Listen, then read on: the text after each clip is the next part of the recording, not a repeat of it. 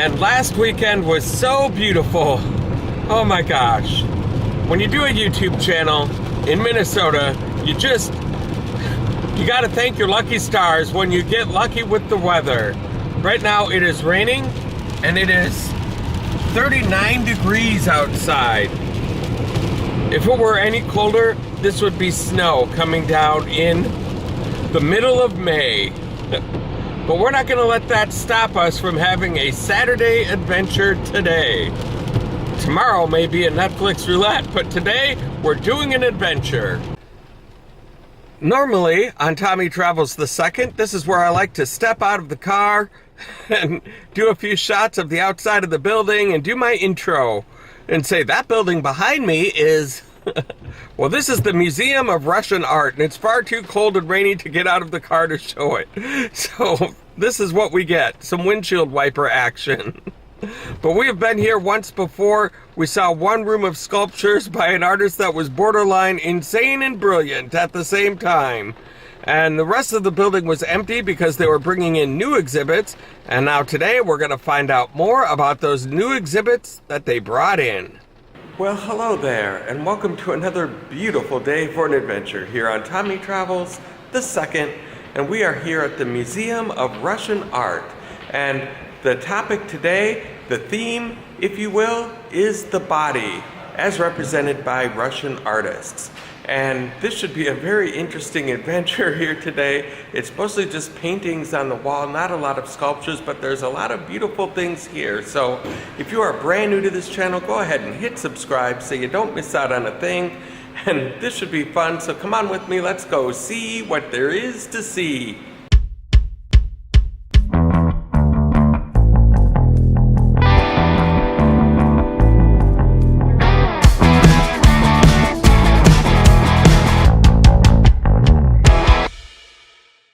Here's where we came into the building, and as you can see, there are 2 floors of exhibits with all sorts of paintings of all sorts of people doing all sorts of things.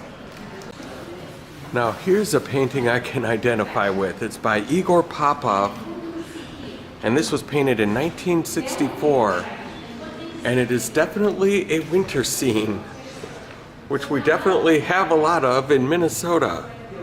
And all the detail, it's such a big painting. It goes all the way up here to show the buildings. The perspective is wonderful, and look at these kids building a snowman. These kids having a little fight over here. All sorts of happy little scenes going on. You could look at this one for a long time and never see everything. And here comes the bride. What's really cool about this is like each of these little scenes could be their own little Norman Rockwell painting.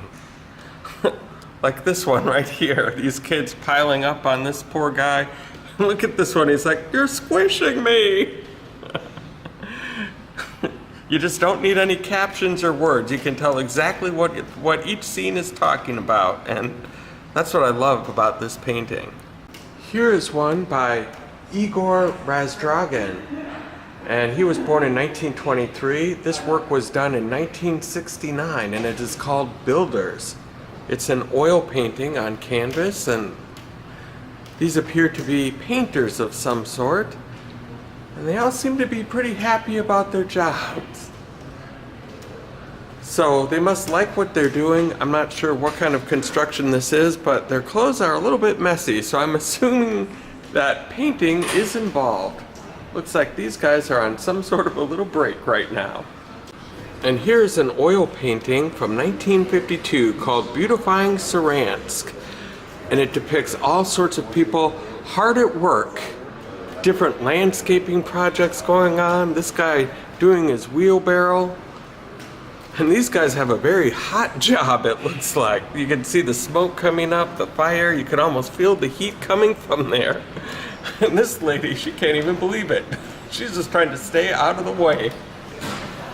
But one thing that I've noticed about these paintings so far that I've seen today is that the artists of the time seem to have a real affection for the hard-working person.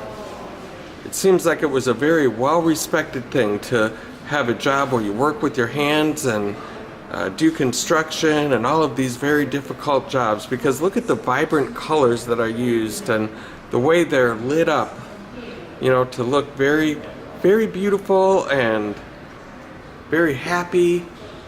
It's like they're doing something good for their country.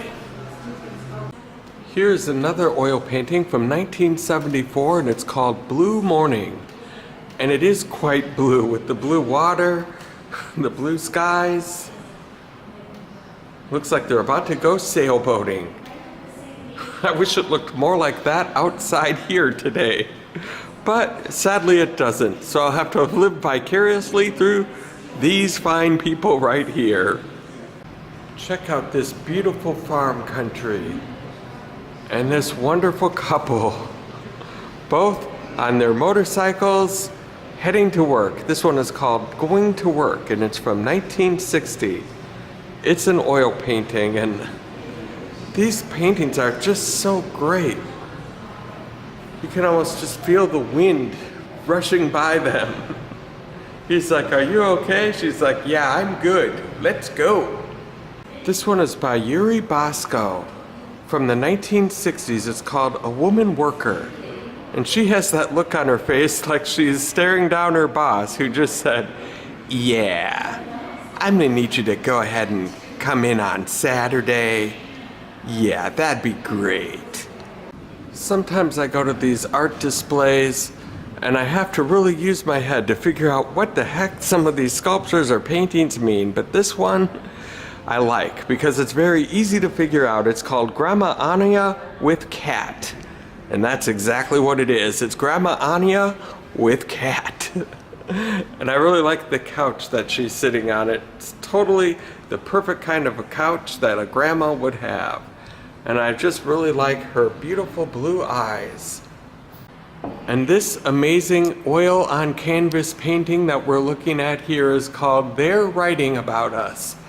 It depicts a group of ladies who are plaster workers, and they were mentioned in the newspaper. So we have the one gal reading it, and everyone else very interested in everything that she has to say and what's going on. This one is not camera shy. She's looking right into the camera. And she's saying, "Hey, what else do they have to say?" She's like, "Oh, I'll get to it."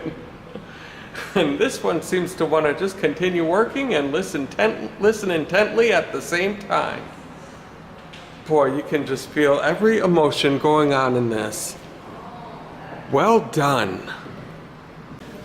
We have been looking at the paintings down on the lower level, but now we have moved on up to the upper level where they've got a whole nother gallery of paintings to admire and adore and appreciate. This is quite a big art gallery, that is for sure. This painting is from 1968, and it is called Some Lake, and that's S-U-M, not S-O-M-E Lake. And it draws me in. There's a couple people hanging out at the end of the dock there. You can see the waves rolling in. Quite a setup. I can almost just feel like all the activity and bustling around and things that happen right in this area, and it seems like it would be a beautiful place to be during the summertime.